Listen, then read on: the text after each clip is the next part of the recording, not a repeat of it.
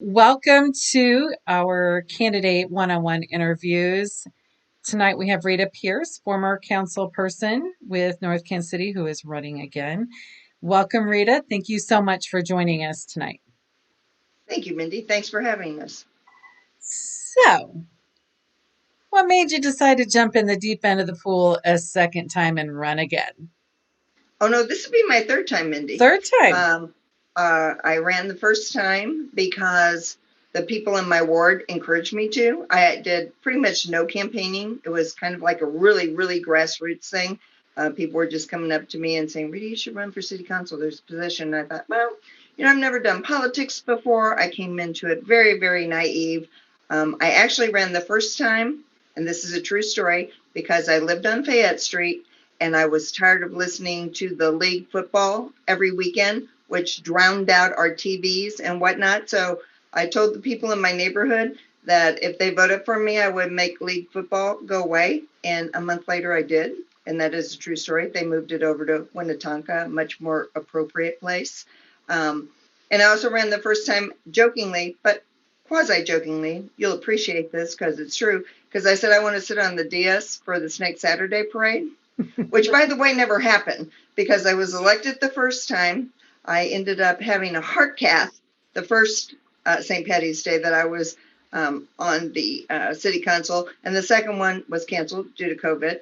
And so I was not able, obviously, to attend then. So that didn't happen. And I was not reelected the second time I ran, even though it wouldn't have made any difference because there was also no St. Patty's Day parade this last year. So I kind of like to be elected eventually so I can be on the DS. I'm kidding. There's a whole lot more important things, but I have told that story a number of times. So I do need to share that with you. I'm running this time. The second time I ran, we were mid-COVID. I really honestly, I didn't campaign the first time very much. I didn't put signs out. It was just like people asked me to run and they blessed me with voting me in. The second time, I didn't know what to do. Couldn't knock on doors. I was really uncomfortable with the whole thing. I am the exec director of Northland Assistance Center, which people who are watching this probably already know. And we were starting to get COVID money, and I'd never managed COVID money. And I just simply didn't do my due diligence running the second time, which is by no means besmirching Tony, who lives 2 doors down from me and is a really good friend. And God bless Chloe, his now gone dog, and my dog were good friends. So I have no problem with that. I just have to admit I didn't do what I needed to do.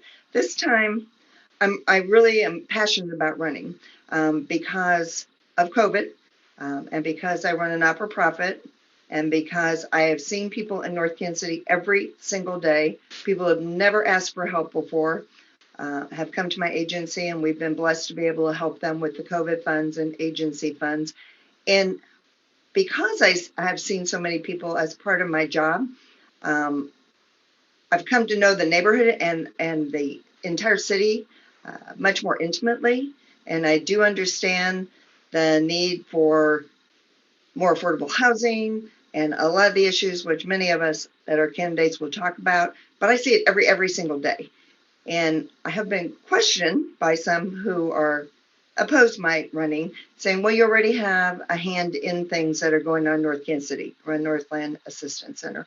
Well, that's true. I mean, I have a hand in being able to help people, but I don't have a hand in policy making and decision making and things that have become much more important to me over the last few years than they were, or more, they've always been important to me. I'm more aware of the fact I can make an impact in these areas than I was when I ran the first time and actually won and was naive and didn't really know anything. So I think paying attention and it made me a much better candidate the third time around. And that's the reason why I'm running this time. Live and learn, right? Exactly. So you've served one term, you ran a second time, and now you're running a third time. Just for clarity's sake for everybody, that you've served one term Exactly. so far. Okay. So when you first told your husband or your best friend, whoever your person is that you go to bounce off these crazy ideas, and said that you were going to run again, what was their response? Okay. Well, both two different individuals. My best friend and I have been best friends since we were 12. So we're going on like a way number of years. I'll be 65. You guys do the math. So we've been best friends for a really long time. Her response was, "Of course you are, because you're a doer and you want to do these kinds of things." And she's much more quiet than I am. I think we're like the yin and yang, but she gets me and she knows that when I'm passionate about something, I'm going to go for it. My husband is kind of apolitical. And we actually did have a big conversation. The last time I ran, there was some kind of negative things that happened, which impacted my family, which is neither here nor there. But there were some things going on while during the campaign. I was actually out of town and came back and found out about. Doesn't make any difference, water under the bridge, but not water under his bridge. He's still, he's my husband, so he took more offense to it. So our anniversary was the 14th of January. We went away. We went up to Platte City and stayed in the cabin. And I talked to him about it. And I said, okay, I really want to do this, but I'm not going to do it if it's going to make you uncomfortable. Like the last time we went, and I know this is not your thing, but it is my thing. And we talked about it, and he said, I will support you. So you do what you need to do. But I'm not going to be really big into the whole politic thing, which is not his thing anyway. And I said, okay. So I literally put my name in the hat the last day you could, which was right after we got back from our anniversary weekend, because I did need to talk to him about it. So I'm not saying he's not a supporter, but he's not going to be running up and down the street saying vote for Rita. My best friend Elaine and her son and her son's girlfriend did help me campaign. So, have both sides of that question. There you go. That's awesome. It's sometimes the people closest to us are the hardest ones to convince when we want to do something new, something challenging, something outside their comfort zone. So, Well, it wouldn't have been so hard had it not been the last election. He supported me a whole bunch the first time. Last time there was some kind of silliness that went on, and protecting me and just being of a different temperament than I am, he, was a little more reluctant for me to do it the next time around. So, yeah, it's not like he's not been supportive. He just had a bad taste in his mouth after the last election, and which is that's his thing, not my thing. but that's the hardest thing to overcome It because is. you know that It what is. you're going to do is going to impact him regardless Exactly. because he's going to You want have to to talk protect you. about it. You have to talk about it. So I know that part of your decision to move to North Kansas City from our previous conversations was that you were already executive director for Northland Assistance Center, and then I believe your husband had a health issue. Is that correct? That's correct. And outside of those two factors, what was the biggest draw to you moving to North Kansas City? Driving through the city every day from Weatherby Lake for 5 years before we moved here. I drove through the city. My office is housed in the First Christian Church, so I actually drove through my ward, well down Armour, and sometimes through my ward. And I enjoyed just kind of like moseying around the entire city. It was such a wonderful community. And I thought to myself, man, even though we were renting a home on the lake at Weatherby Lake, a small home, but we were still on the lake, I just felt drawn here. I really did. And the house we eventually rented was for rent for a really long time prior to our decision to move here. And it's the house that we ended up moving in at on Fayette. I've lived in Ward 1 since I was here. So I was drawn to the city because I worked here for a long time, knew people who, obviously came into my agency for food or other assistance. Knew people because they were on the board of directors of my agency who lived in the city. And I don't know. It's really, it's Northtown. It's so easy. I'm sorry, North Kansas City. It's so easy to be drawn here. So it was such an easy choice to make to be closer to St. Luke's. I already posted this, so I won't go into it. I posted it last Friday. My husband had a heart transplant. And when he went on the heart transplant list, and we had been in and out of St. Luke's, and ambulance by him, me driving, it was exhausting.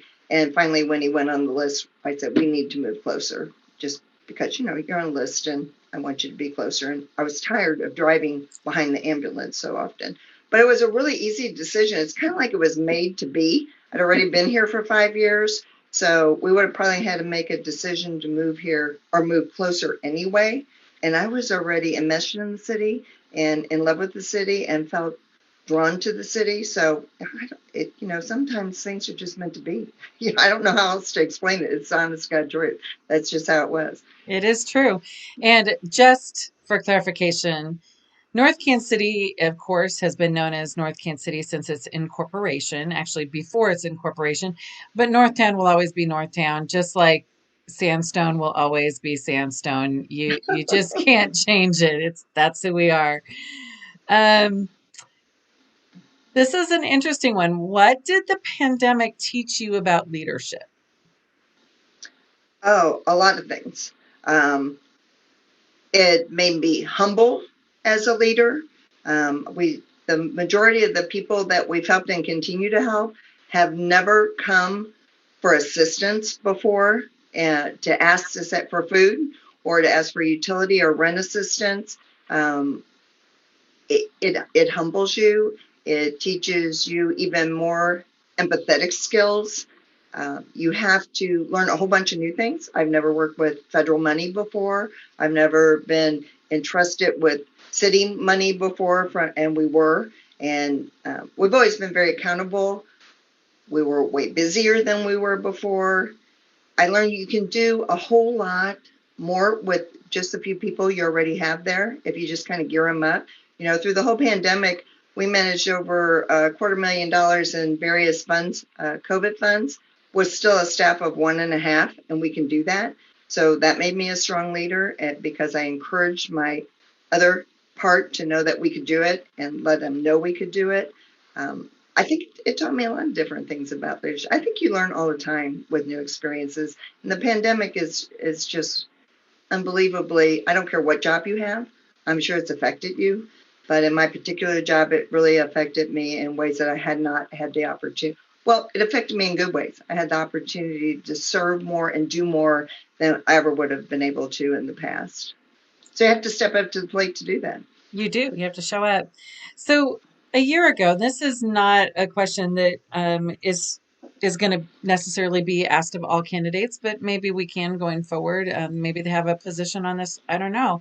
A year ago, we had a conversation about how we could help the small businesses in North Kansas City, and I had said, "Gosh, the best thing that the city could do is help us with branding and marketing the city so people know where the city of North Kansas City is because so many people don't know." And you had said, no, everybody knows where North Kansas City is.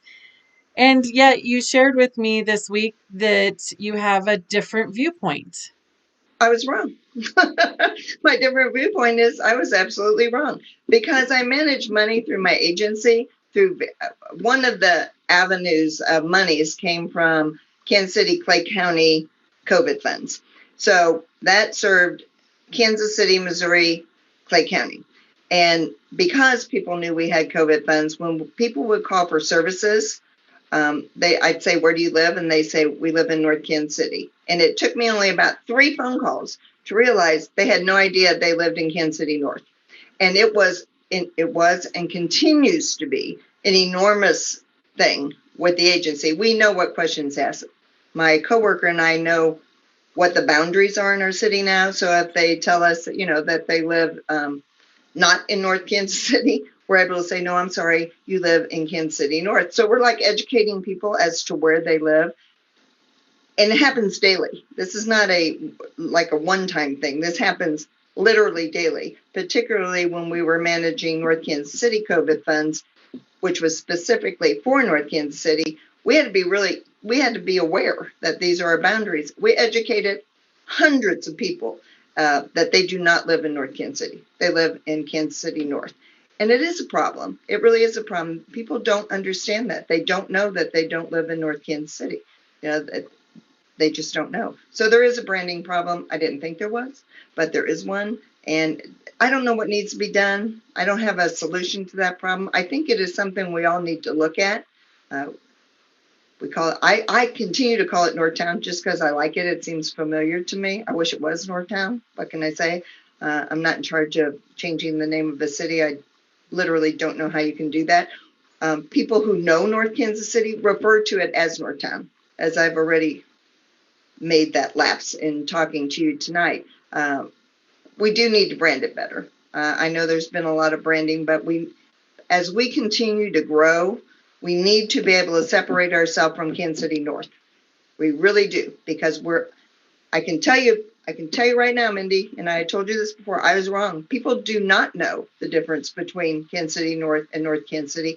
And there's an enormous difference between the two. We're way cooler. No, just kidding. Well, we are way cooler, but there is a big difference, and people don't not understand that. And I think we need to really work on branding it, so because North Kansas City is such an amazing place to be in, we have so many things going on, we cannot be confused with Kansas City North. Nothing against Kansas City North. I served that area as well, but they are two different things. And I was wrong. And I don't mind admitting I'm wrong. I'm happy to admit I'm wrong. So that a lesson that you learned about leadership from the pandemic, is being able to hear differing views and then kind of do your own analysis of it and come to a conclusion?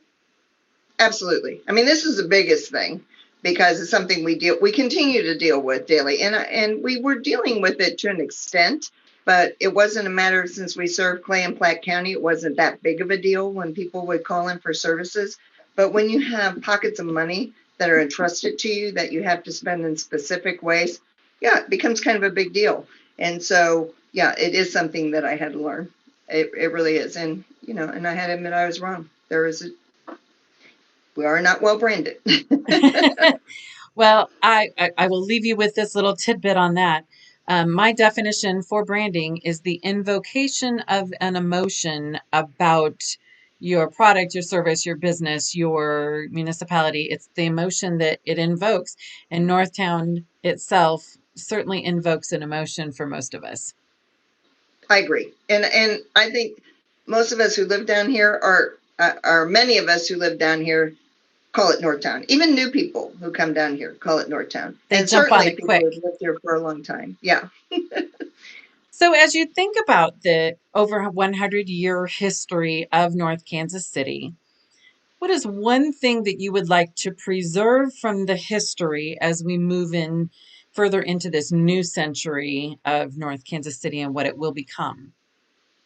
Well, I'm assuming all of us are going to say the same thing. I might be wrong. But one of the things that drew me to this town even before I moved here was sense of community.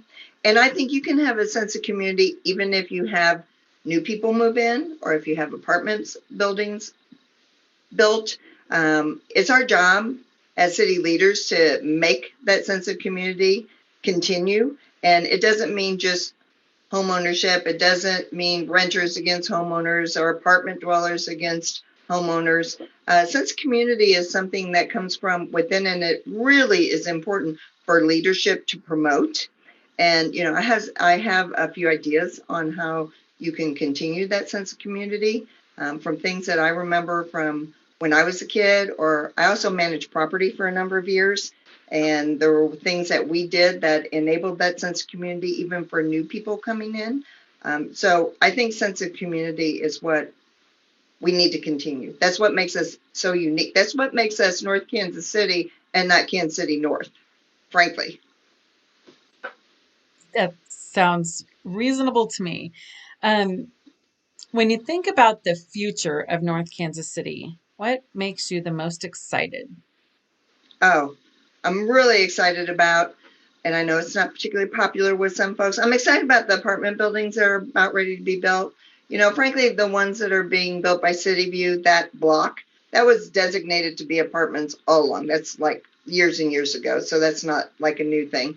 And the apartment buildings that are coming in, I'll tell you, Mindy, I was walking down to Shemeka's, or I went to Shemeka's for St. Patrick's Day, and I drove by where they're starting to do the construction on the new apartments. And then I walked inside of, I'm probably pronouncing Shemeka's wrong. My husband always yells at me that I say No, it that's wrong. how you But say it. oh, That's good. right. Thank goodness. I finally got it right.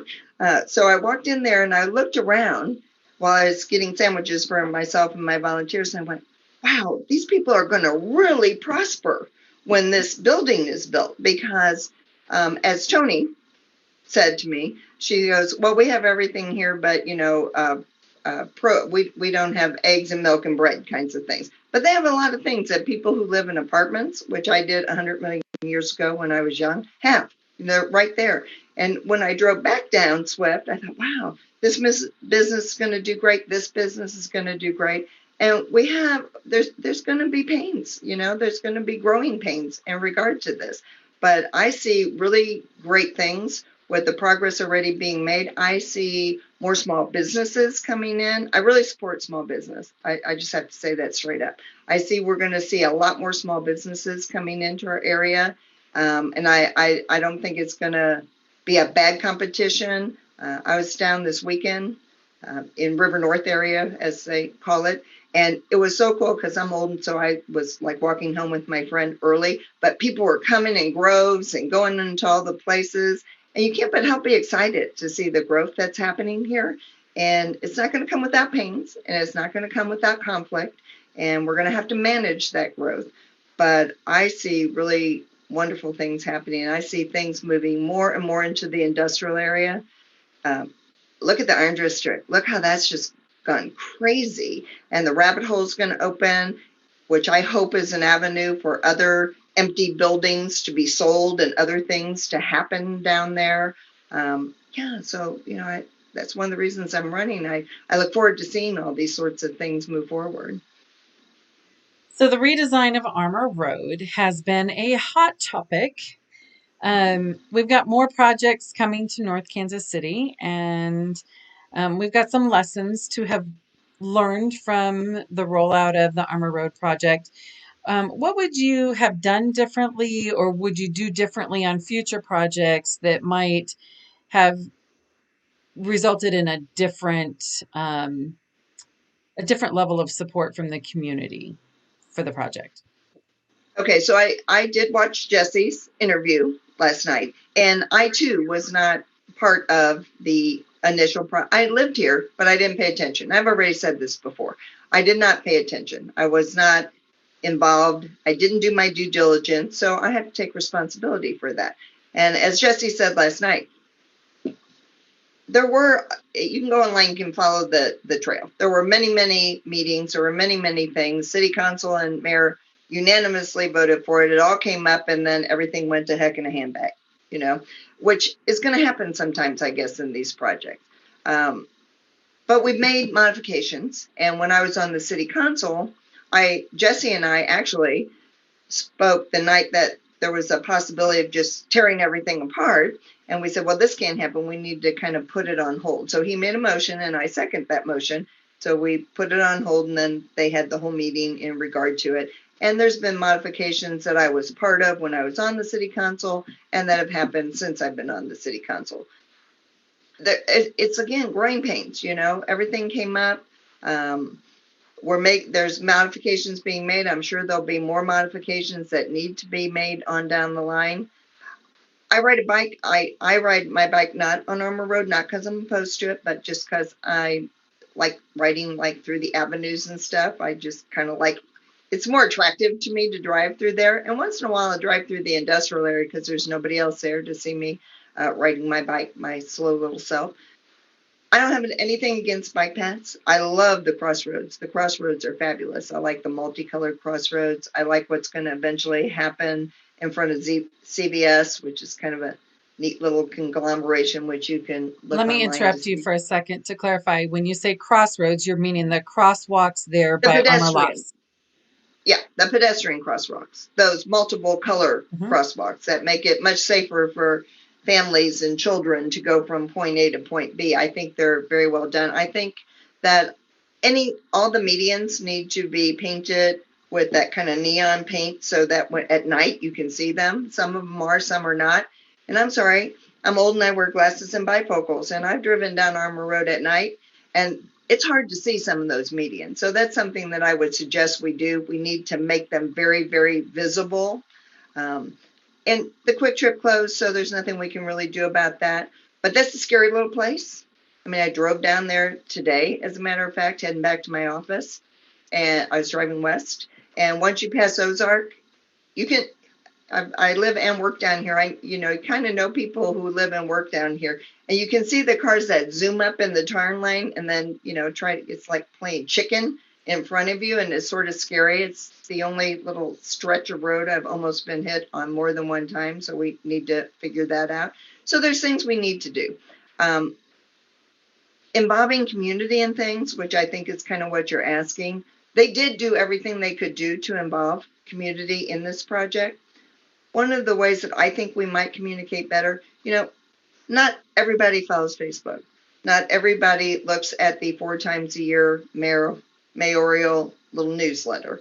Not everybody is media savvy, and frankly, not everybody particularly cares. It's a transient community, particularly in my ward. There are a lot of apartments here. A lot of people don't live here for more than 1 year or so. So you need to keep those things in mind. Every ward is different. My ward is got a lot of apartments and a lot of duplexes and a lot of turnover every year. And so you need to keep that in mind. I think that we can communicate a little bit better in some other kinds of ways. Number one, as I told you before, when I was an apartment manager, I would like to see in my ward, I'm not asking everybody to do this in their ward. I think there's an opportunity to do like a welcome packet to people, that when people move in, that you can, because I usually know in the houses when there's a new neighbor, because I usually stop by and introduce myself and my dog, give them a welcome packet. In apartment complexes, make welcome packets available to people who manage these properties. So like at the Lofts, for instance, Rhonda would be a great person. She'd be happy to do this. Have them get a welcome packet. Here's who you contact. Here's what's going on. Here's the numbers you need to call to get your services done. Here's how you get in touch with council people. That's one way to do it. I also think that we can notify, and I haven't checked with the city on this, but we can notify people of upcoming city council meetings and things through their water bills. Almost everybody gets a water bill. I don't know how hard it would be to like insert a little line saying city council meetings on this state and this state, if you're interested in watching. You don't have to have a computer to read that. I'm trying to think of outside of the things we already use, because what happens is the same people go to the same things with the same interest most of the time. And so I don't know how to reach beyond that, beyond water bills and maybe doing welcome packets. At least it'd be something I'd be willing to do in my own ward, and to work with people who manage properties in my ward. The good news is through the COVID funding that I know most of the property managers, well, no, all of the property managers in North Kansas City, because we've helped pay rent for people in all of those properties. So I already have a working relationship with them. So I'd be happy to contact them even beyond my ward and suggest welcome packages. It's just handing new residents things with their keys. And maybe we could get more involvement. When we first moved to North Kansas City in 1994, on our front porch was this whole welcome packet with coupons for the little store and the different restaurants in town, Kelso's, Chapels, all that information on who was leadership in my ward, and when was the pool open and Dag Park open. Back then it was the kiddie pool. So it had lots of great information, and of course, who's your utilities, where do you pay your water bill, all that good stuff. And at that time you could pay your utilities, all of them, at what is now Country Club Bank, which was Norbank back then. Mm-hmm. So that welcome packet really got me into the community very quickly. So that's a great idea.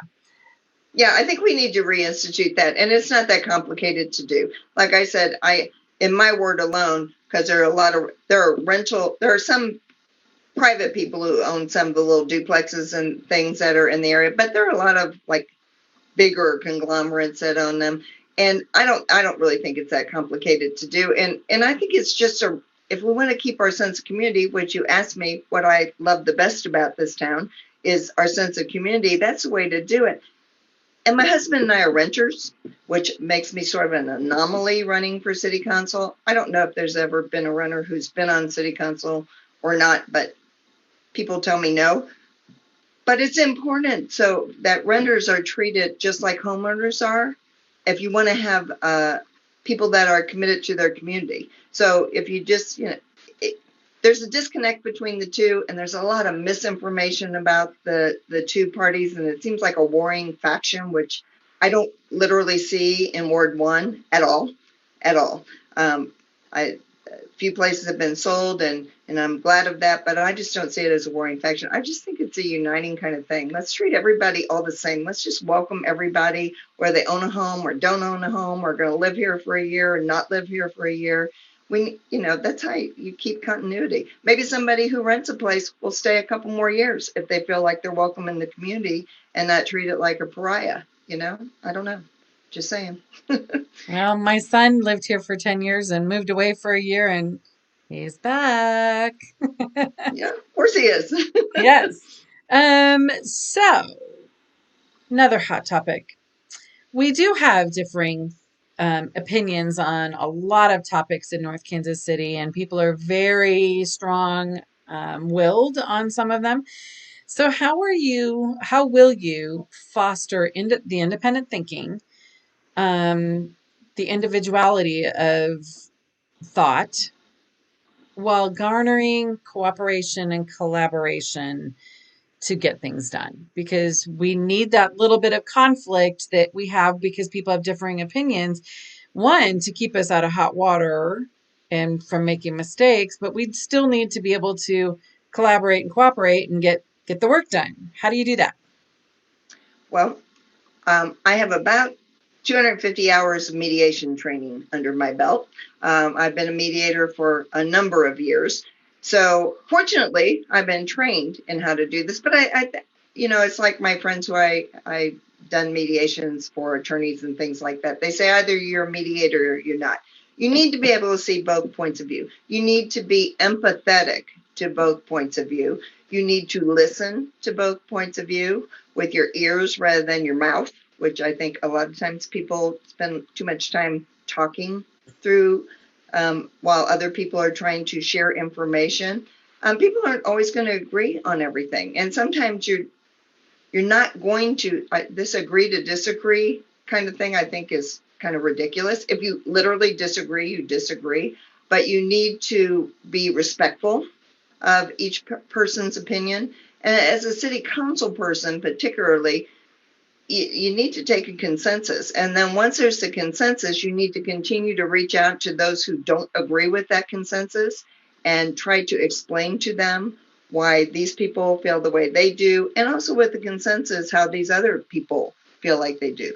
When I was on the city council, Bryant and I, on occasion, we represented two different factions in voting of our ward, which I thought was wonderful because that kind of shows that, we're all paying attention, but since there's two city council people for the ward, we might have canceled each other out, but all people were heard. Most importantly, you need to hear people. And whether you agree with people or not, Mindy, this is something I always did. If someone contacted me with a problem, I asked them to send it to me in an email so that I could send that to the city administrator, which is what you're supposed to do as a council person, so they could send it to whomever is supposed to work on resolving this issue, and then continue to CC, or if they've shared it with you verbally, contact that person verbally and let them know every step of the way, so that even if a conflict is not resolved in the way they want it to be, they can see that you were engaged, that you heard them. It's not your job to agree or not agree with them. It is your job to pass that information on to whomever it is who can send that information down the pike, if you will, and then see what happens from there. And sometimes that was satisfactory to my residents, and sometimes it wasn't. And I told them that from the beginning. I'm not saying I'm going to resolve this problem, but this is the way you make it happen. And I've done that even when I'm not on the council. I had someone come up to me in our ward and said, why is there a fence behind, weirdly enough, the old place I lived on Fayette Street? Why is there a big white nice fence there blocking the high school and nothing on either side of it, north or south of it? I said, well, I don't know. Would you like me to find out? And they said yes. And within 48 hours, I had them connected with someone from the school board who could actually answer that question or work on that question. And they put a committee together to talk to the residents up and down the block. It's not that complicated. I think you listen, you share the information with people who are decision makers, and then you hook up whomever it is that asks that question with those decision makers so you can empower them to move on down the line. Because if that's not resolved to their satisfaction, I've done my job. I've hooked them up with who can make that happen. I told the individual who contacted me, don't know if I can get you a fence, but I will find out who can maybe make it happen or not happen. Within less than a week, there was a committee formed. So I think we make things more complicated than we need to. I think as council members, you can take on more than you need to. There's only so much you can do, but you do have the power of, and even if you're not in the council, as in my example, you do have the power to share information with individuals who contacted you, with people who can make things happen or not make things happen.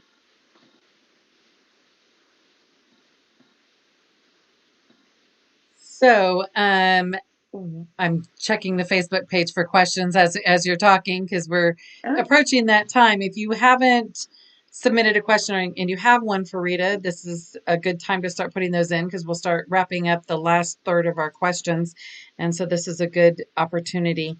What is the biggest asset that you bring to the table as you seek to rejoin the city council? I'm moderate. I'm a good listener. I'm issue oriented. I'm a good communicator. Well, more importantly, I'm responsible. I just shared through example. If you come to me with something, I may or may not make it happen the way you want it to happen, but I will respond to what it is you have to say. When I was on the city council, I responded to every single email or conversation that I ever had from beginning to end. I think that I have the temperament for it. I have the experience.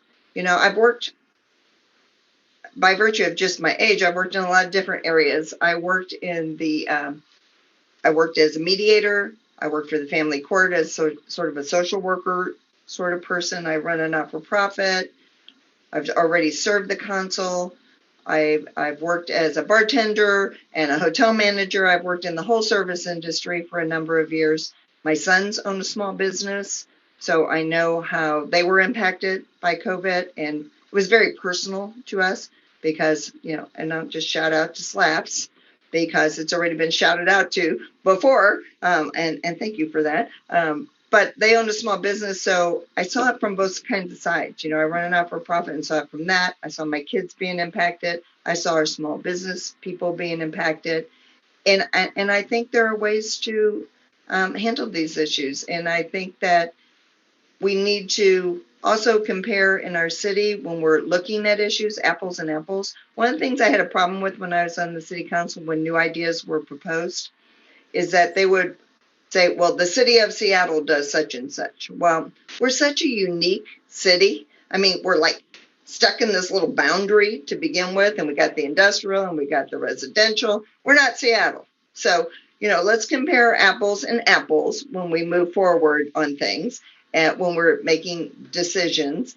I think that I bring that sense of sensibility, if you will. That's what I guess what I'm trying to say is that I will look at things from a realistic point of view. I already know the city. I already know the needs of our community because I've worked in it for 15 years. And I already know that comparing apples and oranges in order to move forward is never going to be popular with the majority of the city. And I think that's really important to keep in mind. What do you think the biggest challenge North Kansas City is going to face in the next 5 years? We need to connect all the sectors. We have the industrial area, we have the service area, kind of. I mean, they're starting to merge, and I think that's going to help resolve itself when we've got the rabbit hole and we got the Iron District. Thank God that they're down there and rabbit holes being developed in the Iron District. I think we're going to start seeing that industrial and service industries are going to merge, and they're going to become more compatible and have similar interests. And we need to connect that to the residents. Ward 1 runs from north to south. So, we need to keep in mind that a big chunk of our ward is industrial and also service industry. So everybody has to play nice with each other eventually. And I think that the idea is that we need to come together as leaders and make it a community instead of like these vying factions, which I still see sometimes. Or or ignoring the other factions if you're a council member. There's people who elect you, and then there's people who pay the bills for the city, and you need to pay attention to both of these groups of individuals. And I think that's a big thing. I think another thing that's going to happen is with the growth of the city, the population growth, with the apartments and things coming in, eventually, and it may not be if I'm fortunate enough to be elected during my term, we're going to have to start thinking about rezoning our wards. We're going to have to make sure that the wards are equitable in population politically, because if not, that's going to be an enormous issue down the line. I don't pretend to know how to make that happen, but I know there are people way smarter than us that do. But we're going to have to think about that. We're going to have to really keep that in mind. And I haven't heard anybody really speak on that issue, but it's not going to be too long till there's a bunch more people in like 3 different developments going on. And we're going to have to make that equitable politically, ward-wise. So that's something that city leadership's going to have to look hard at. And they need to start looking at it now so it doesn't like come down like a ton of bricks and everybody starts complaining. So that's something I think we also need to look at. Yeah, one of the things that I always talk about with businesses as they are and organizations as they're doing their strategic planning is you've got the here and now, and most of the businesses live in the here and now, and we do in our homes too. We're like, I've got this doctor's appointment this week, and I got this stuff going on, and that's this week. But we're forgetting that we need to plan 5 and 10 years out, and then work backwards from where we want to be at that point, and or so that we can make sure that we actually arrive there. And that's a little bit of a challenge. Think of retirement planning. It's the same thing when you're doing business planning. Working backwards from where you need to be at a certain point in time is how we make sure that we reach those benchmarks. Which brings me to the next question. What is the biggest challenge for businesses that are in North Kansas City or considering opening in North Kansas City? Well, I think the biggest challenge is having a place to open a business, because there's not that many places that are available to open for businesses. There's the most of the property that would be viable property for small businesses who would like to operate so that they're within a zone that people can walk to and bike to and whatnot, are owned by 3 or 4 big kind of companies. And you can't make these people give up their property. I mean, I don't want to say, eminent domain or anything crazy like that. I'm not advocating for that. But what I'm hoping is that as the small businesses that are here now, and God love them, because COVID, I just have to take an aside, just a shout out to all the small businesses who have done so many amazing creative things to stay alive. I mean, my kids own Slaps, which we already know, and they had to do a lot of creative things. So I paid way more attention to everything that's gone on down here. I mean, your business, everybody's business, just, having people out front, having movies out behind the movie theater. I mean, it just crazy, creative, amazing things to just keep their head above water, or attempt to keep their head above water. So these people are going to want other people to come in, and they're going to advocate for other small businesses. I want small businesses. All right, that I do want. One of the things that I shared with my residents when I sent out my little flyer with candy attached is that Ward 1 North, they have not, in my opinion, they've, number one, not delivered. I have made this vocal when I was on the council. I continue to make it vocal. Where's the new entertainment venue? They are slated. They've already been approved for a grocery store. Just pull up 1 North. You can see the plat that's been done. They just haven't delivered. When they were thinking about delivering, there was a time when they thought about bringing another theater, and I'm like, no, we don't want that. If you want to bring something down here, bring something that, like the golf thing you were supposed to do, which is now at Metro North, or the surf, whatever restaurant, which never came to be. They asked for my kids' barbecue place down there. That didn't happen. Come up with something different that brings other people down here. Let's let the small businesses thrive. Let's not compete with what we've already got here, because these people are already working really hard to keep their head above water. I think that as we see the small businesses that are here who have already done an amazing job, other small businesses will be inspired by that. Hopefully, property owners will be inspired to sell space to these businesses. We can't make that happen, but I'm hoping that's what happens. And I think with some of the development that's coming here, we will see that happen. Yeah, we can certainly foster a culture that encourages all of that development and the invitation to small business owners. Certainly, we have Link City and we have a city staff that is more than willing to help the entrepreneur launch and be successful. Maybe there's more that we can do, but out of the municipalities that I've worked with, we certainly have the ability to do that here. So, Well, and I think our small businesses, they represent what can be done. I mean, they've stayed open during the pandemic.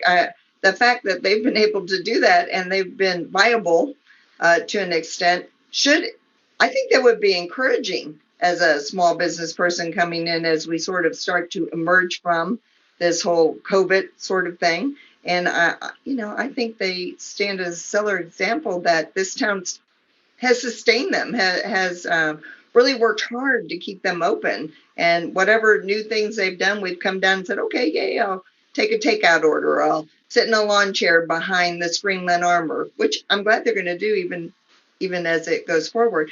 But they've done so many amazing things, and they're so small and they still are open.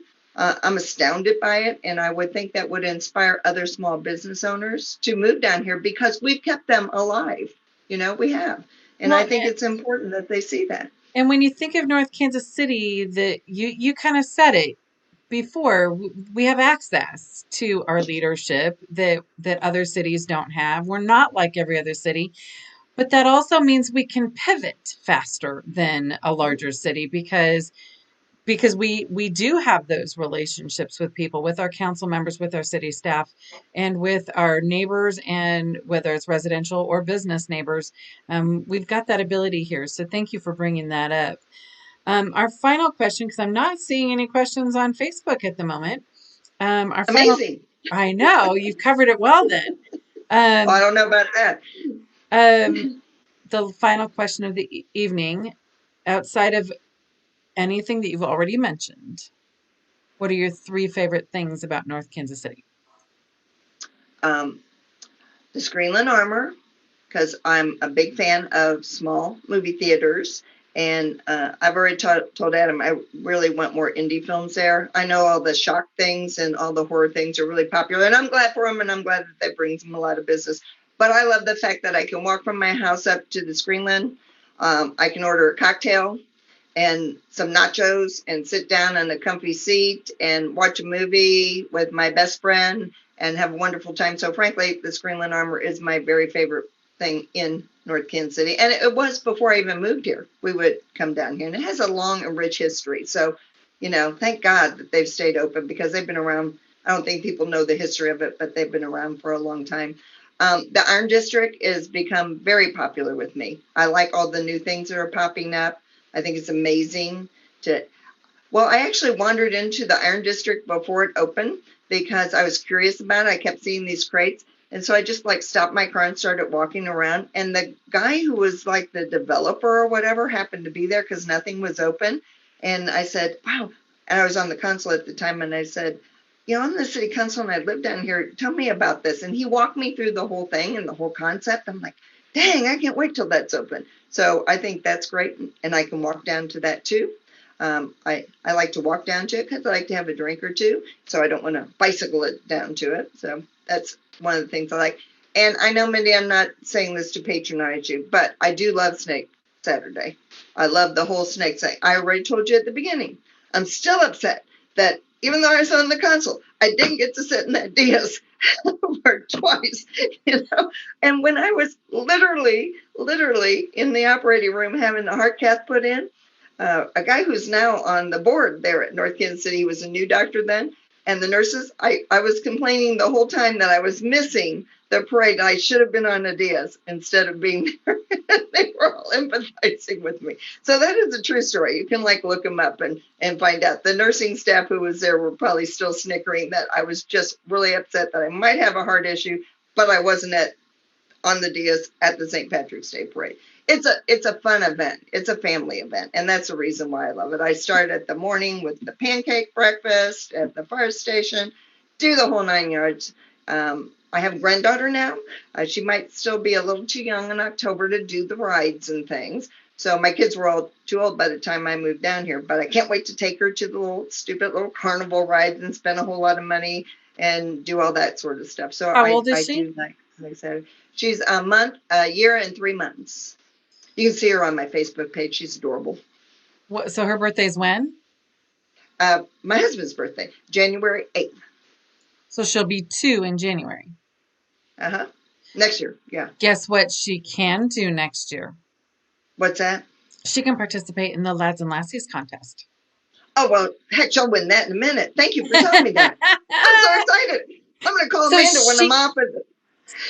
Provided the voters vote in your direction, you could be on the dais, and she could be the lassie that wins. We just don't know. Conflict of interest. I'm afraid. See, but you don't get to vote. St. Patty's Day thing. You can't vote for the lassie. Uh-huh. So yeah. So yeah. If I'm elected, then and that hands down, I'd have to think about that whole conflict of interest thing. You know how you have to be real careful in regards to don't know anything about that. Yeah. So I'm checking one more time for any questions on Facebook and seeing none. Rita, thank you for spending the last 50 minutes or so with me. And I hope that this helps the residents of North Kansas City, not just in your ward, because I think it's in a town as small as North Kansas City is. And there's a reason that I'm focusing on the positives and the attributes and assets that each council candidate is bringing to the table. And it's because, A, we're neighbors. We are a small enough community that we are going to be neighbors for a long time. And I think it's important. I mean, we all have flaws. And I think it's more important to focus on the assets that we bring to the table. And I guess this goes back to my strength-based case management for decades, where you're looking for the good in everything. I think that there's so many things that we can bring to the table. And I think it's important to highlight those assets to the community, because even if you live in Ward 4, what's going on in Ward 1 matters to you, even though you live in Ward 4. We're all interdependent upon each other, not completely independent of each other. So thank you. I will sign off with my normal sign off, which is election day is April 6th. And we hope that you're registered to vote. We hope that this information that you received about Rita and the other candidates as we progress through this next week and a half give you some better insight into the city and where it's going, where it's been, and the candidates that are going to be representing us as some of these big decisions are made. So thank you so much. Please get out and vote on April 6th. If you need assistance doing that, we have people in town that will help you with transportation. We'll make sure you get to vote. Especially with COVID, we want to make sure that everybody has that opportunity. Rita, any last words before we say goodnight? Mindy, thank you for this. I know I've been less issue based perhaps than others, but I kind of am what I am. It's not like I'm not interested in issues. This was a voice, as you shared with all of us who are doing this, for people to get to know us a little bit more personally. If you have specific questions about specific issues after we're done with this, I'll be happy to respond. I've really enjoyed myself, obviously talking with all of you and sharing a little bit about myself and my ideas. And Mindy, thank you for putting this together. Vote on April 6th. Whether you vote for me or not, vote. It's really important. We have a new mayor coming into town. So vote. Let's make this a big election instead of the little elections we usually see. Thank you. Let's have the best general municipal election voter turnout we've ever had in history. That would be fantastic. We will be back in about 5 minutes with Adam Roberts. Good night, you guys. Bye, Mindy. Bye.